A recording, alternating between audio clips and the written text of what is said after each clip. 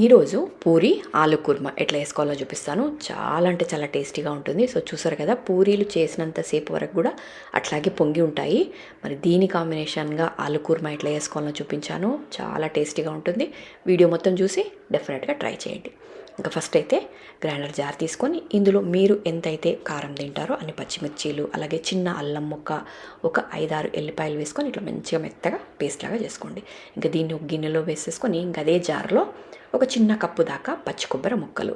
ఇక్కడ పచ్చి కొబ్బరి ఎక్కువగా ఉండాలి, అందుకే చూసారు కదా ఇట్లా చిన్న కప్పు నిండా తీసుకున్నా. అలాగే ఇందులో ఒక స్పూన్ దాకా గసాలు ఒక 10 నిమిషాల వరకు నానబెట్టుకున్న అవి నీటితో పాటే వేసుకోండి. ఇంకట్లే ఒక 5 దాకా కాజులు, ఒక స్పూను పుట్నాలు వేసి మంచి మెత్తగా ఇలా పేస్ట్ లాగా చేసుకోండి. ఇంకా దీన్ని పక్కన పెట్టి కర్రీ స్టార్ట్ చేద్దాం. ఫస్ట్ అయితే స్టవ్ మీద కుక్కర్ పెట్టుకొని ఇందులో ఒక 2 స్పూన్ల దాకా ఆయిల్ వేసి ఇందులో హోల్ గరం మసాలా, ఒక స్పూను జీలకర్ర, ఒక 4 లవంగాలు, ఒక 2 ఇలాచీలు, చిన్న దాల్చిన చెక్క ముక్క, అలాగే బిర్యానీ పువ్వు వేసుకోవాలి. ఇందులో ఒక కొంచెం పెద్ద సైజు ఆనియన్ని ఇలా సన్నగా పొడుగ్గా కట్ చేసుకోండి. ఇంక ఇక్కడ ఆనియన్ మనం ఎక్కువసేపు ఫ్రై చేయకూడదు.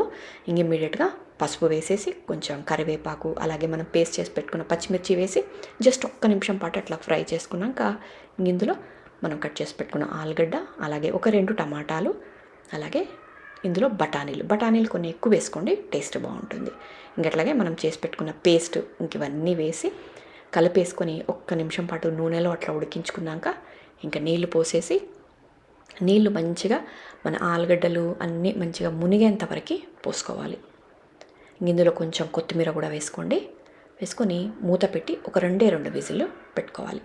ఇంక ఇది మనకు విజిల్ వస్తూ ఉంటుంది. మనం ఈలోపు పూరికి పిండి తడుపుకుందాము.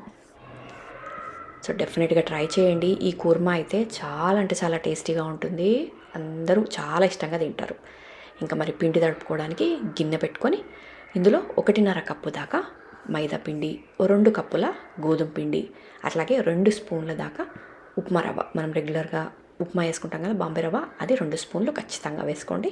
కొద్దిగా ఉప్పు వేసి పిండిని కొంచెం గట్టిగా తడుపుకోవాలి. రెగ్యులర్గా మనము చపాతీ పిండి లా కాకుండా కొంచెం గట్టిగా తడుపుకోవాలి. ఇట్లా తడుపుకున్న దాన్ని చిన్న చిన్నగా పూరీలు చేసేసుకోండి. చాలా బాగుంటాయి. ఎంతసేపటి వరకైనా అట్లాగే పొంగి ఉంటాయి. ఇంక ఇక్కడ మన కర్రీని చూసేద్దాము. విజిల్ అంతా పోయింది. ఇంకా చూసారు కదా, మంచిగా ఉడికిపోయింది. కొద్దిగా కొత్తిమీర వేసి ఇంకా పూరీలోకి సర్వ్ చేయండి. చాలా టేస్టీగా ఉంటుంది. అస్సలు అంటే అస్సలు మిస్ చేయకండి. ఒకసారి టేస్ట్ చూసి నాకు కమెంట్లో తప్పకుండా షేర్ చేసుకోండి. ఇక్కడ మీకు నేను పూరీ కూడా చేసి చూపిస్తున్నాను. మంచిగా ఆయిల్ బాగా ఇట్లా వేడైన తర్వాత ఇప్పుడు ఇలా చేసుకున్న పూరీలను వేసి కాల్చుకోండి. సో చూసారు కదా, ప్రతి ఒక్క పూరి ఇట్లా మంచిగా పొంగుతుంది. పొంగడమే కాదు, మీకు పూరీలు చేసినంతసేపటి వరకు అట్లాగే పొంగి ఉంటాయి. మరి తప్పకుండా ట్రై చేసి టేస్ట్ ఎలా వచ్చింది మాత్రం నాకు కమెంట్లో షేర్ చేసుకోవడం మర్చిపోకండి. మీకు ఈ వీడియో కనుక నచ్చినట్టయితే ఒక లైక్ ఇవ్వండి. కానీ ఈ వీడియోని మాత్రం అస్సలు మిస్ చేసుకోకండి. డెఫినెట్గా ట్రై చేయండి. టేస్ట్ చాలా అంటే చాలా బాగుంటుంది. సో చూసారు కదా, పూరీలు నేను చేసి చాలాసేపు అయింది, అయినా ఇట్లే పొంగే ఉన్నాయి. మరి మీరు కూడా ట్రై చేయండి.